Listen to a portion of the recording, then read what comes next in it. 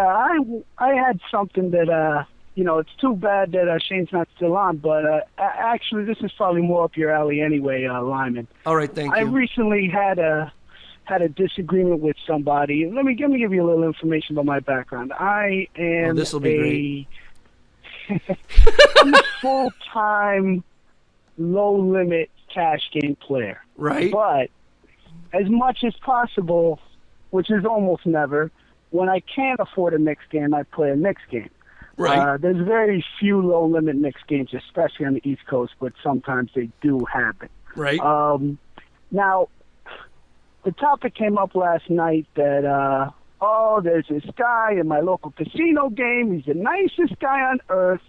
Before every hand, he's telling people, good luck, before the flop is out. So you know these noobs are playing no-limit hold'em because nobody that stupid is playing 7-card stud. Right. Nobody that stupid is playing Omaha to wish their opponents luck before the frickin' flop is even out, you know? And I guess this can happen in tournaments as well, but my point, right, which immediately they smacked me down for this. Right. But my point was, listen, you know what? I was a noob once, too. It wasn't that long ago, actually. I haven't been around for that long. Right. When I was a noob, I had a lot of people take it the wrong way when I tried to be the nice guy, wishing people luck when they were all in, and I had people telling me, that's bad luck for you to wish me luck, and what the fuck are you needling me? You know, this guy's needling me because he's wishing me luck, and you know what?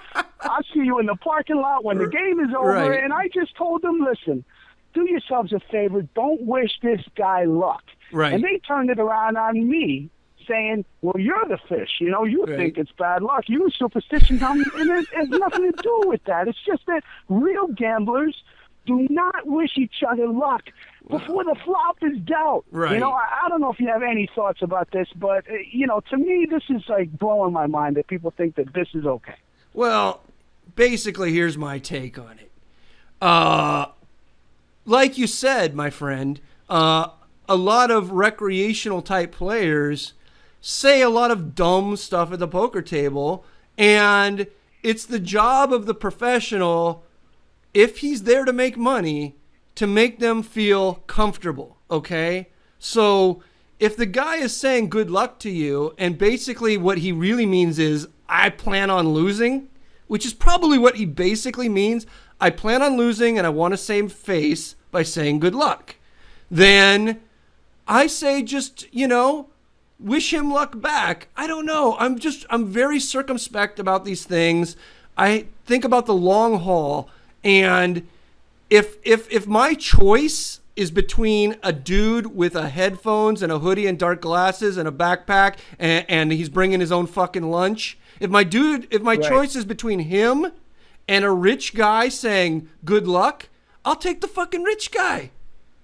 Oh, absolutely. So, and I got no problem with the guy, with the recreational player saying that. My problem was with the guy who supposedly, the regular, the cash game professional, he calls himself, and he's a great guy. I'm not saying anything negative about him, but my problem is with him basically saying, no, that's totally normal. You know what? You can say that at the poker table, and nobody's going to think you're a fish. And I basically told people, listen, Twitch is a great thing for poker, but it brings a lot of people who are not very knowledgeable. And me, being a trained person, I don't want you to go there and be automatically marked as the fish. Because when you tell people good luck before the flop, they're going to bluff you. Don't even think twice that somebody who's a good player is not going to mark you as a fish when you're telling people good luck before the flop is even out. Well, you're being very altruistic, I guess. But as a professional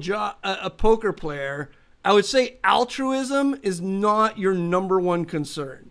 Your number one concern is a guy who plans on losing, let him lose the way he wants, you know? Because when people come to the casino, most of them do not come there to win, okay? Let me explain this. When people come to play blackjack, even your fucking grandma or who's going to play fucking slots, they budget at an amount they're going to lose. They know that they are going to lose. They're going to go back and tell their grandkids they broke even. Yes, everyone fucking breaks even in Vegas. That's how they built the buildings, right? Everyone fucking breaks even.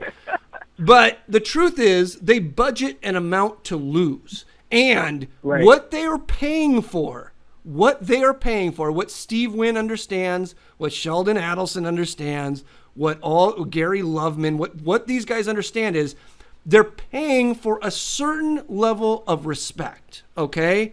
So if the guy comes to lose $1,000 or $500 or whatever it is, just respect his process. Let him lose it the way that he wants. That's my advice to you.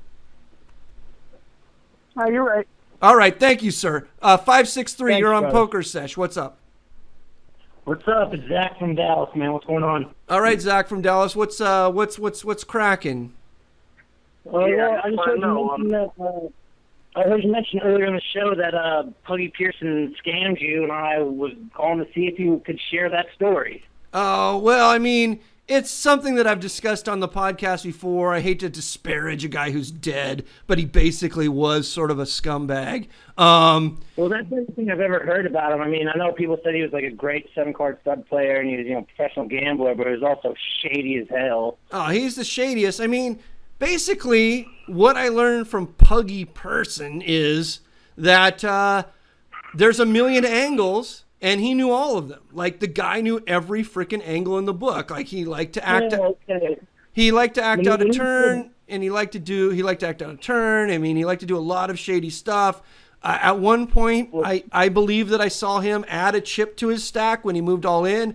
At that point, I really couldn't deal with the guy anymore. Acting out a turn is fine because I can reverse angle you. But once you start doing stuff like that, it goes too far. I mean, I don't want to disparage the guy. I'm not like a guy who talks out of school. I brought it up right at the table to his face. So I brought it up right to the floor. It is what it is. And I